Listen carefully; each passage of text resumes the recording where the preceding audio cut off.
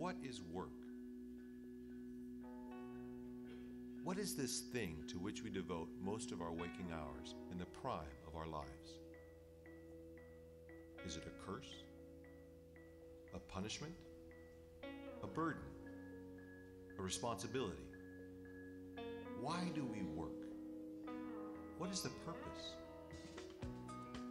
To put food on the table, to support our families, to get out of the house, to get rich, to be challenged, to build, to accomplish, to prove oneself, to show the doubters, to achieve, to succeed, to invent, to create, to compete, to conquer, to build wealth, to search for meaning, to leave a legacy, to find identity. But what if there's more? What if we are divinely placed wherever we are? What if it's about what we can give, not just what we get?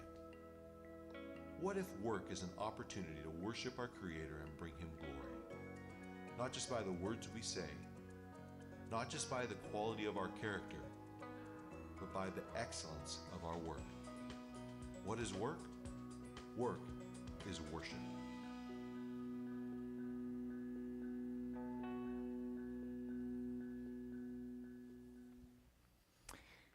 We're starting a new series today called God and the Rest of the Week. And the big idea behind this series is that your work is worship. That we should see our work during the week as worship to God. You see, most Christians, when we think of worship, we think of something that we do inside the walls of a church building. So when we think of worship, we think of, well, I need to be really busy at church. I need to, be a Sunday school teacher or volunteer in the nursery or attend a Bible study. I need to help out with VBS, or I need to serve on a ministry team. And all those are good things, but that's what we typically think of when we think of the idea of worship. But in this line of thinking, we tend to view our jobs, well, your job, not my job. I'm a professional Christian. So I get paid for being good.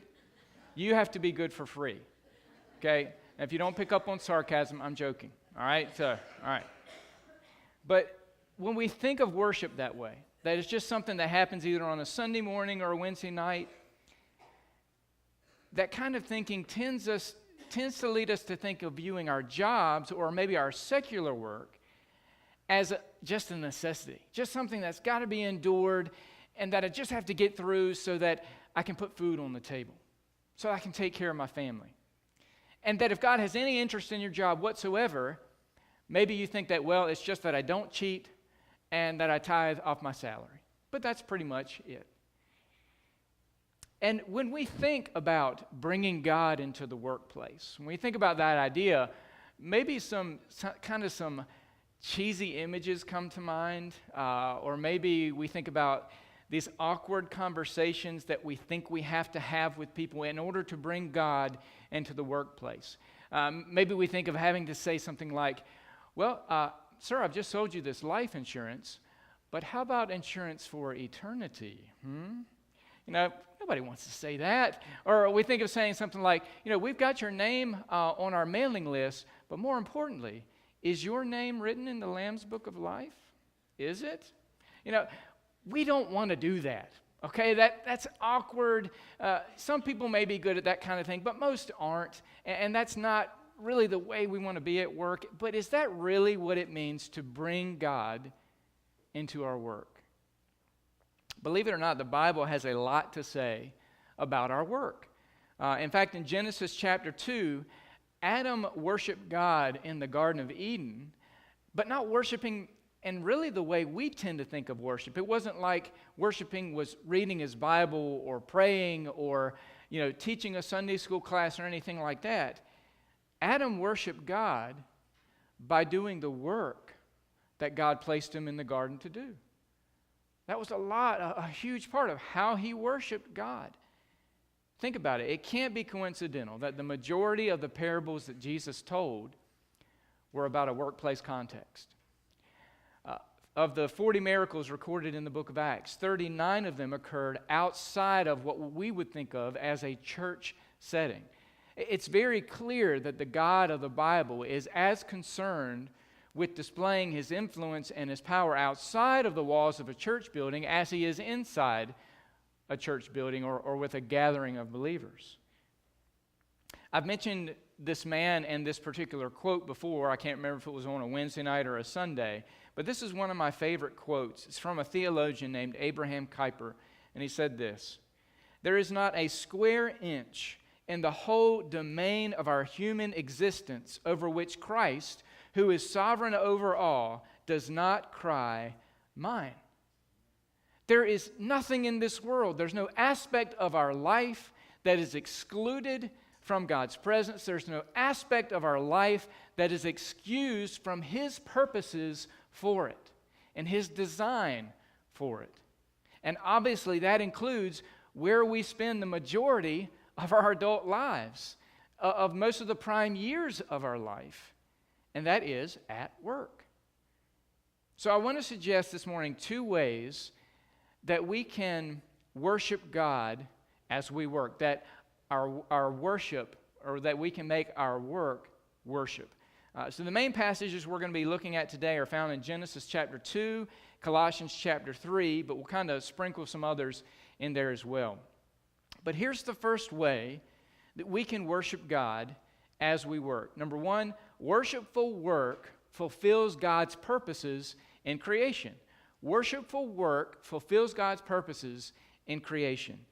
In Genesis 2:15, as we've already talked about, God placed Adam in the Garden of Eden, and we read there he was given an assignment: cultivate the ground, cultivate it, and keep it. Cultivate it and keep it. And remember, this was before the curse. This was before sin ever entered the world, so this wasn't a punishment that was being given to Adam. This was part of God's design before sin ever entered the world. It wasn't like God's original plan was for Adam to sit there in the Garden of Eden eating ice cream all day and having his feet massaged by angels. Now that sounds really nice, but that wasn't part of God's original design and plan here for Adam. And it wasn't like after Adam's sin that God says, well, Adam, you blew it, and I'm sorry, but now you got to get a job. Now you got to work. That's part of the problem, part of the curse here. Now you have to work. That wasn't the order of things at all. God gave Adam work to do before sin ever entered the world. It was part of his good design. You know, the word for work literally means to prepare or to develop. See, God made Adam to be a gardener. A gardener is not a park ranger who just kind of guards things and doesn't touch it and kind of just leaves it alone. A gardener is someone who actually develops the garden, cultivates it. So God put Adam there to develop it. He was to take the raw materials of the earth and develop them for the glory of God and for the benefit of others who were originally just come from his own family. See, God made man and woman in his image. And one of the very first things we discover about God in those first 2 chapters of Genesis is that he is a creator. He is so creative. We see it listed 12 times there. God created. You know, we discover that about who God is.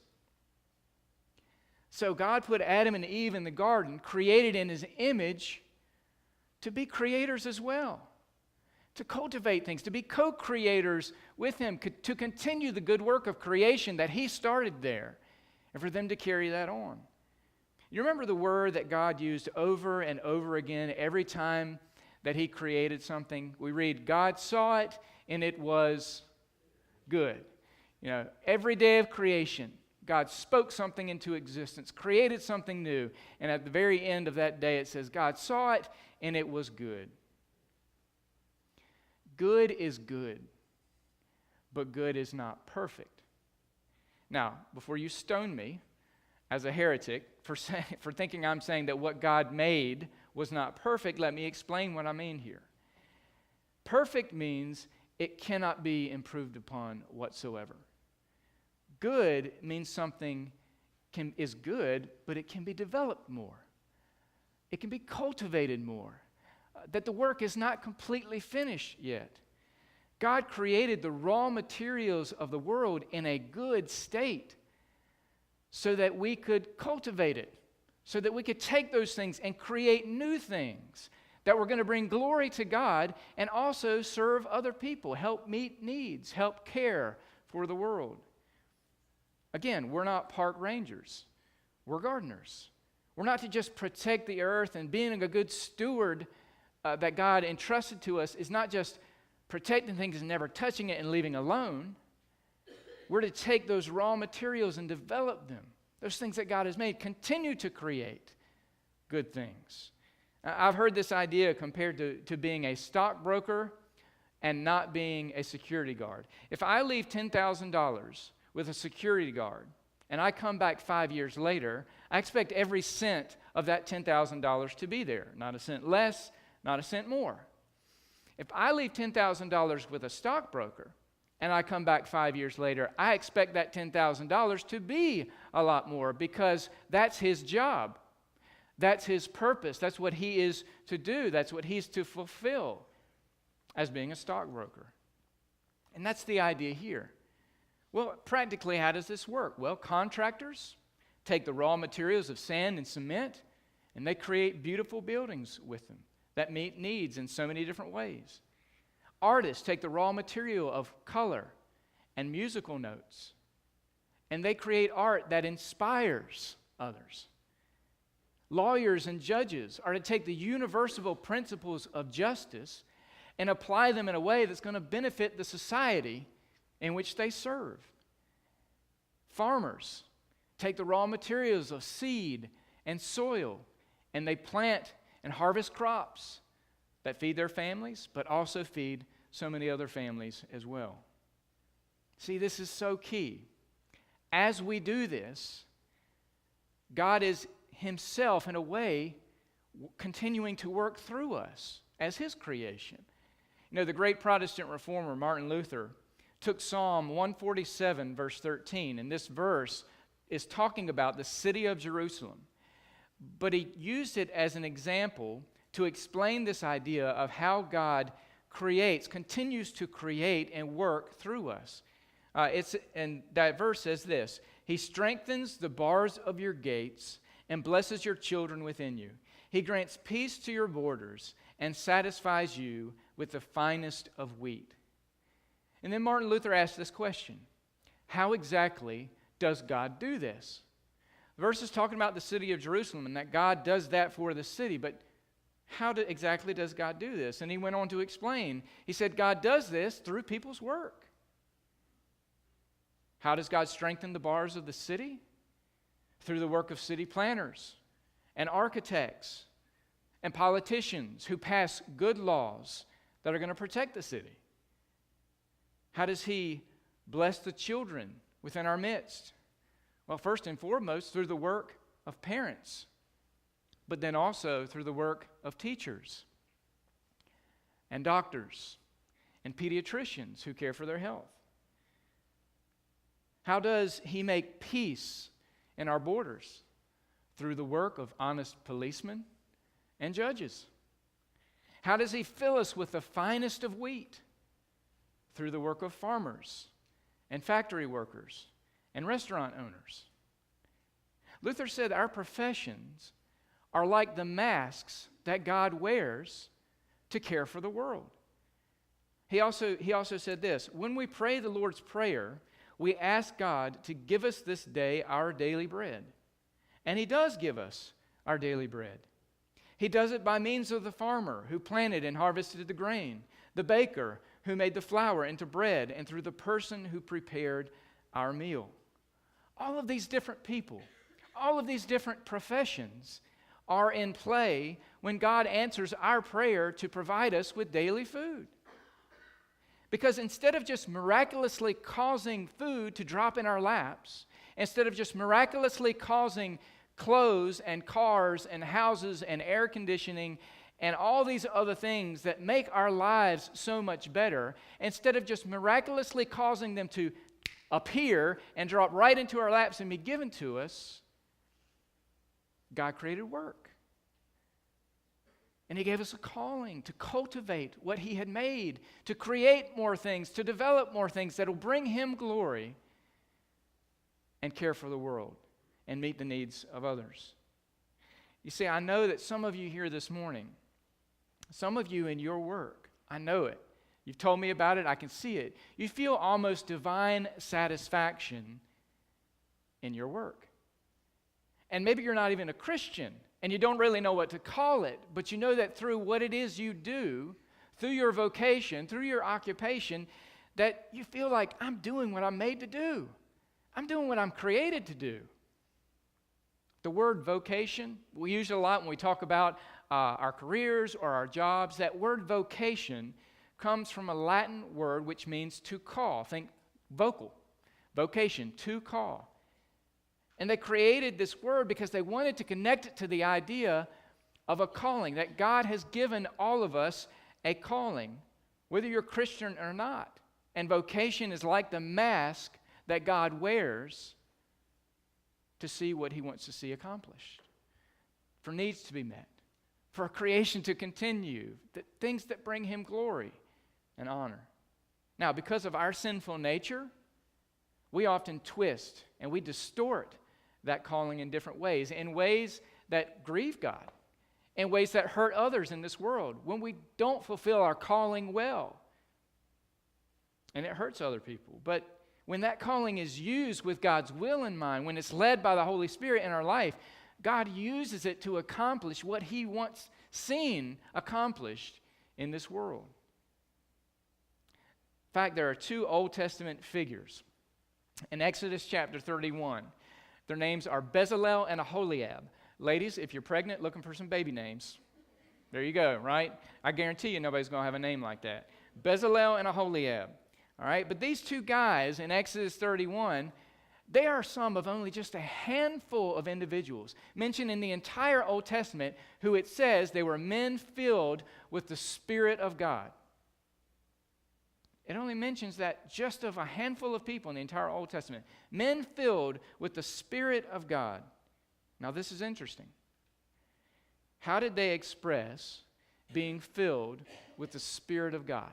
How did they express that? Does it say that they were filled with the Spirit of God and they spoke in tongues? No. Does it say they were filled with the Spirit of God and they preached great sermons? Nope.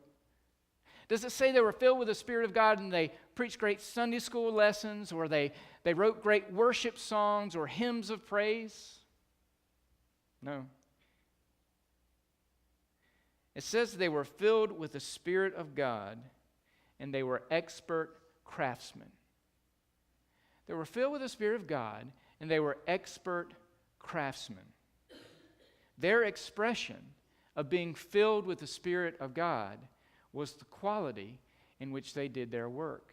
And their work was not what we would think of as Christian or ministry related. They were craftsmen. A lot of people feel that way about their work, that they're doing something that they love, that they felt like they were made to do. And when they do it, they feel God's pleasure. They feel God's pleasure. It's like maybe even feeling the Spirit of God at work with them, in them as they do their work. Now, let me mention a word of clarification here. In Genesis chapter 3, one of the curses of the fall into sin was that work became burdensome. We read there that God cursed the ground and said that thorns and thistles would frustrate our work, our efforts in working. So for everybody at that point, work to a certain degree just did become an act of survival that you had to get through. And as I mentioned before, where some of you feel this divine satisfaction when you work, I'm sure there's people sitting here this morning who don't feel that way. That you hate your job. And your dream would be to be able to walk into work tomorrow morning and say, I quit. I am done with this. I'm sick of it. Again, unfortunately, that is part of the sad result of the curse, that work can be so frustrating and so burdensome to bring you to that point. And if that's where you are, you may have to work in those kind of circumstances or that kind of condition for a while. And to be totally honest, and not to try to, say it's going to be something different, you may have to work your entire life under those circumstances. So what do you do if that's where you find yourself? What do you do if you are in the midst of that kind of job? Well, you can still do it faithfully as an act of service for other people, because in some way, shape, or form, even to the smallest degree, whatever it is you do serves someone in some way. And you can take a small amount of pleasure in just that. And maybe you just have to wait until heaven to be fully fulfilled in your work. Again, I know that's not the answer you want to hear, but that may be the truth. Another idea, if you find yourself in that situation, you might consider is that there could be a distinction between your job and the pursuit of the calling you feel God has given you. For example, the Apostle Paul's calling was to take the message of Jesus to people who were not Jewish. But we also read there that he was a tent maker. So being a tent maker was part of Paul's calling, but it wasn't the heart of his calling. We aren't given information about this, but it may be that Paul hated making tents. But he did it to give him the resources he needed to fulfill the heart of his calling. He did it so that the churches that he started and began would not be financially burdened trying to pay for Paul to be a missionary.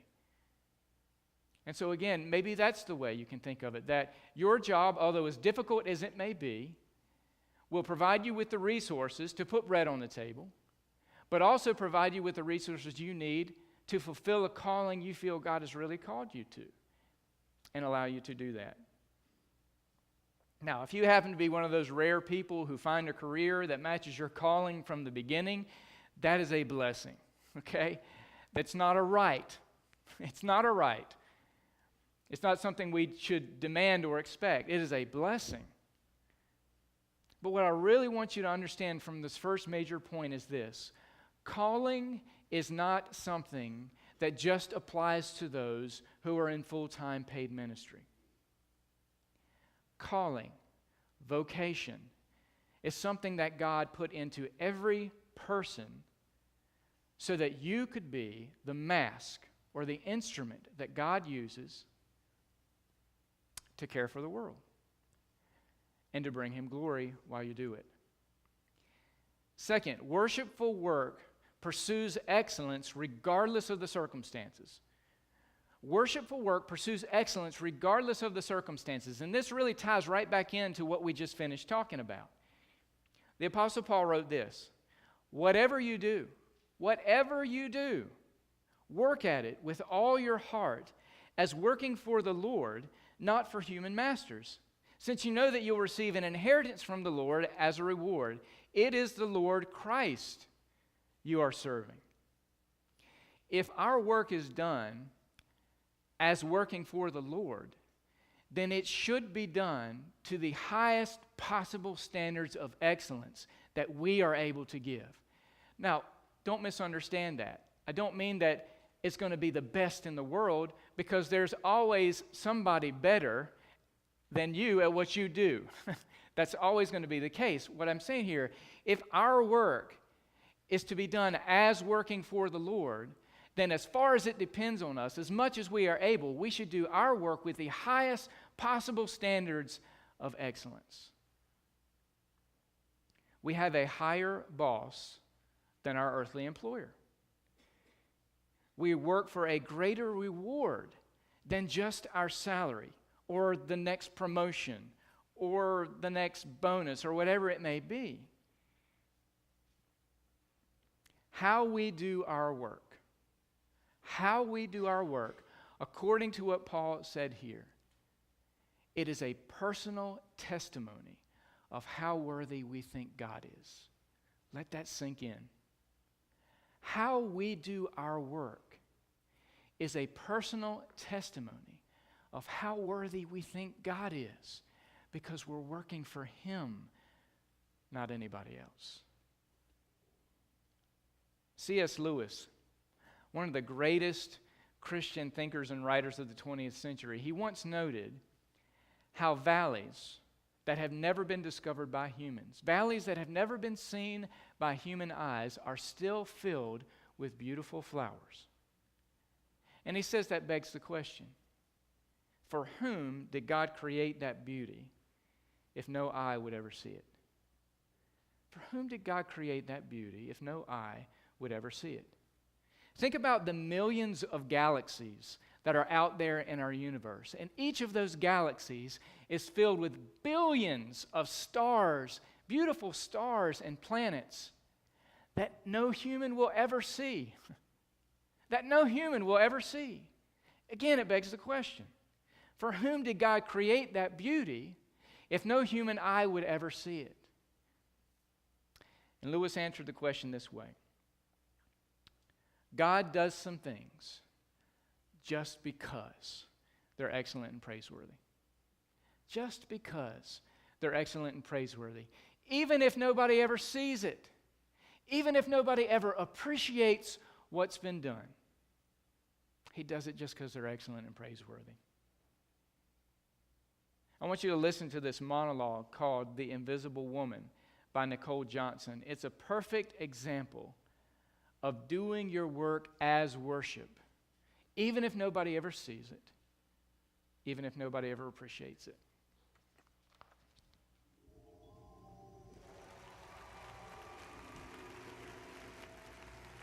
It started to happen gradually. I would walk into a room and say something, and no one would notice. I would say, "Turn the TV down, please," and nothing would happen. So I would get louder. "Turn the TV down, please." Finally, I would have to go over and turn the TV down myself. And then I started to notice it elsewhere. My husband and I had been at a party for about 3 hours, and I was ready to go. I looked over, and he was talking to a friend from work, and I walked over, and he kept right on talking.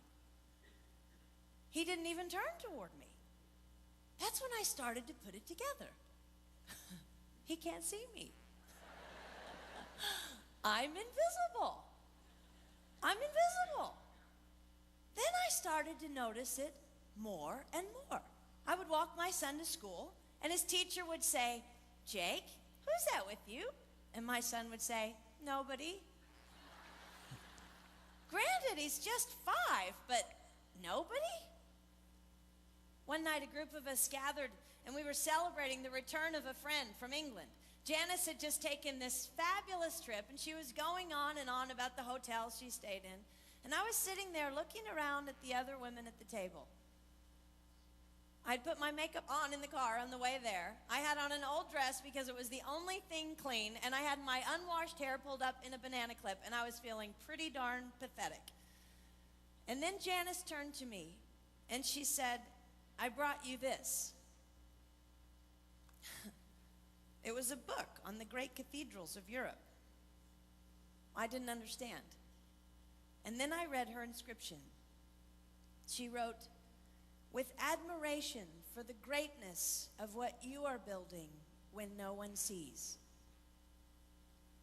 You can't name the names of the people who built the great cathedrals. Over and over again, looking at these mammoth works, you scan down to find the names, and it says, "Builder, unknown, unknown, unknown." They completed things not knowing that anyone would notice. There's a story about one of the builders who was carving a tiny bird inside a beam that would be covered over by a roof. And someone came up to him and said, "Why are you spending so much time on something no one will ever see?" And it's reported that the builder replied, "Because God sees." They trusted that God saw everything.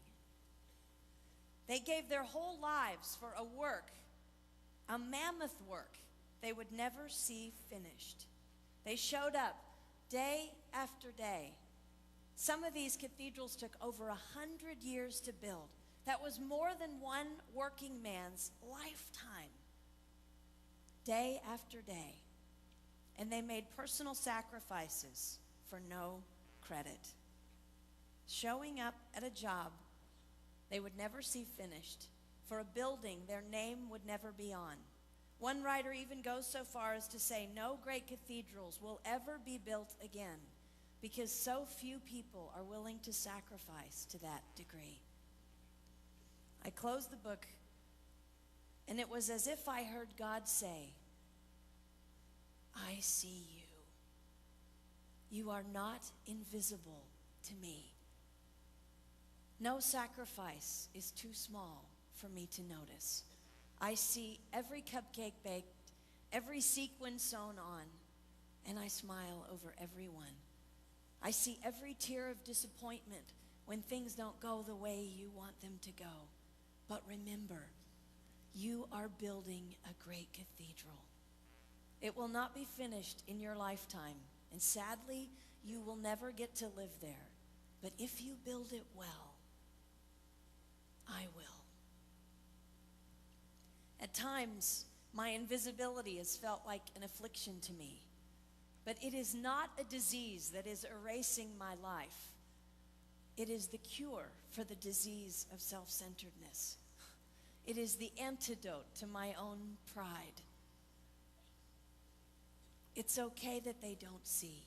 It's okay that they don't know. I don't want my son to tell the friend he's bringing home from college, you're not going to believe what my mom does. She gets up at 4 in the morning and she bakes pies and hand-bastes a turkey and she presses all the linens. Even if I do all those things, I don't want him to say that. I want him to want to come home. And secondly, I want him to say to his friend, you're going to love it there. It's okay that they don't see. We don't work for them. We work for him. We sacrifice for him. They will never see, not if we do it right, not if we do it well. Let's pray that our work will stand as a monument to an even greater God.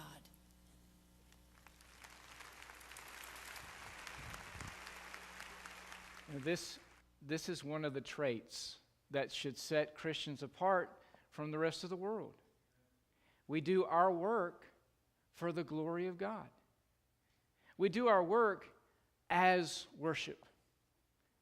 Not separated from it, we do our work as worship to God. We do our work with excellence, even if nobody ever sees it, even if nobody ever appreciates it. We do our work with excellence, even if it never results in the promotion or the reward or the big pay raise or the big pat on the back. We do our work with excellence, even if our working environment is extremely difficult and our boss is a tyrant. Why? Because our work is a personal testimony of how worthy we think God is. We serve Him above anyone else. Whatever you do, work at it with all your heart as working for the Lord, not for men. As we come to a close this morning, we talked about the curse and sin causing work to become more frustrated than God originally designed it to be. But something else resulted in that curse as well, and that was the separation of us from God. And from the very beginning, God was laying the groundwork and He had His plan in place that through Jesus Christ, His work was going to accomplish something we never could. That His life, His death, His resurrection was going to be the payment for sin that we could never pay off no matter what we did, no matter how hard we worked. The work of Jesus Christ is what made that possible.